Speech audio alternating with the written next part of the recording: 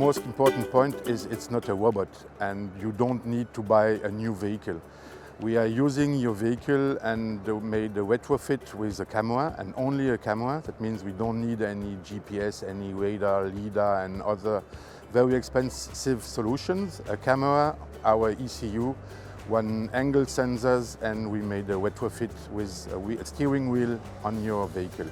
And it's not an autonomous vehicle, it's more a help for the navigation during the lane, when you are working in the lane in vineyards or orchards. The difference is we are using only one camera.